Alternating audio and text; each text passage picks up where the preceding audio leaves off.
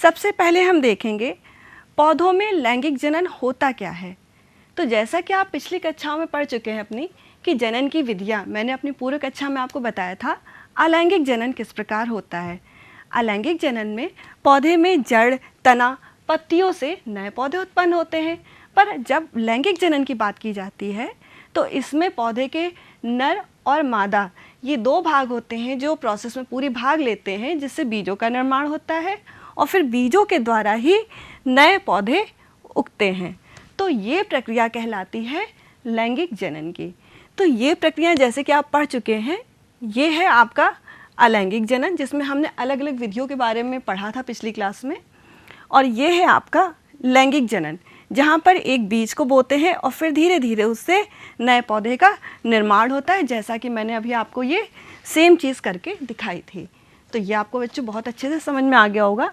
लेकिन अब इसके आगे की प्रोसेस जिसमें हमें समझना है कि किस तरह से परागण होता है और किस तरह से निषेचन होता है, उससे पहले ज़रूरी है कि आप समझिए एक पुष्प की संरचना क्या होती है। सकते हैं मेरे हाथों में फूल है, तो अब मैं इसके एक एक भागों को आपको अलग करके दिखाना शुरू करती हूँ।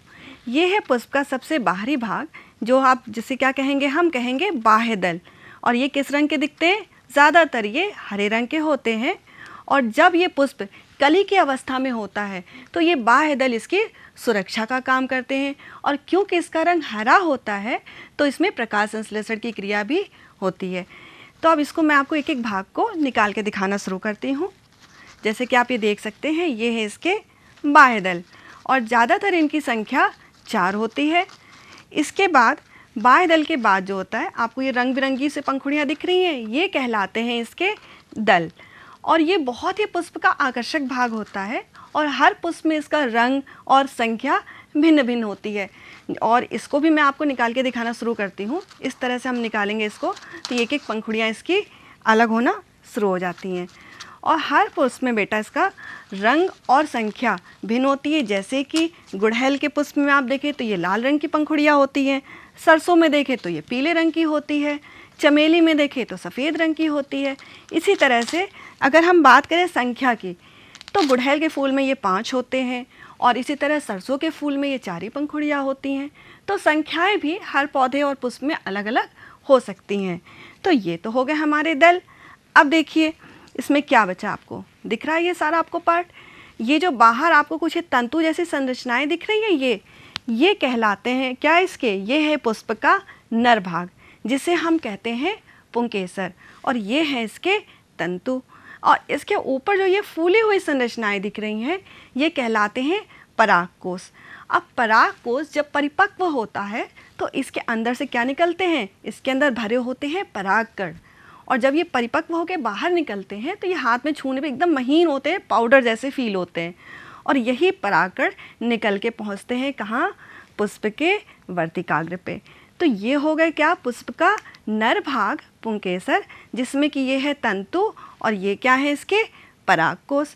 फिर इस पुष्प का मादा भाग, वो है इसका बीज का पोर्शन, जिसे हम क्या बोलते हैं, ये पूरी इसकी वर्तिका है। इसका देख सकते हैं बीज का पोर्शन, नीचे का जो फूला हुआ पोर्शन है इसे हम बोलते हैं वर्तिकाग्र। यानी ये स्त्री केसर जो होता है ये कुल टोटल 3 भागों से मिलके बना होता है। नीचे का फूला हुआ भाग जिसे हम कहते हैं, जिसको हम अंडाशय कहते हैं, और इसके अंदर भरे होते हैं बीजांड, जो मैं अभी आपको दिखाऊंगी। इसके बाद बीच में ये ग्रीवा जैसी होती है, जिसे हम नलिका जैसी, जिसे हम बोलते हैं वर्तिका। और ये ऊपर का आपको दिख रहा होगा, ये थोड़ा सा फूला हुआ पार्ट है, ये कहलाता है वर्तिकाग्र।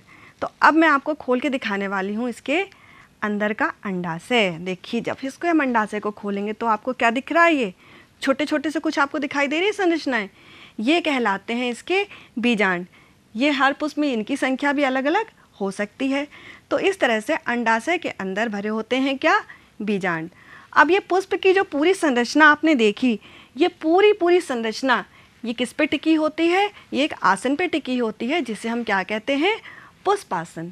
तो इस तरह से ये एक फूल की पूरी संरचना थी जो बच्चों आपने आज यहाँ पे समझी। अब आपको क्या करना है, जो मैंने किया बस वही करना है आपको। इसी तरह से आपको भी कोई भी फूल आपको मिल जाए तो इसके एक एक पार्ट को अलग अलग करके देखिए और उसकी संरचना को समझने का प्रयास करिए कि क्या उसके दल हैं, कौन कौन से उसके बाह्य दल हैं, कहाँ स्त्री केसर है और कहाँ पुंकेसर है। तो इस तीन संरचनाओं को एक बार हम फिर से देख लेते हैं। एक पुष्प में कुल कितने भाग होते हैं? 5। पहला है बाह्य दल, जो पुष्प का बाहरी भाग होता है। इसके बाद होते हैं दल। फिर इसके बाद हम बात करेंगे पुंकेसर की, जो कि ये वाला भाग है इसका। ये पुंकेसर के बाद इसका जो मादा भाग होता है वो है स्त्री केसर। स्त्री केसर 3 भागों से मिलकर बना होता है, अंडाशय, वर्तिका और वर्तिकाग्र।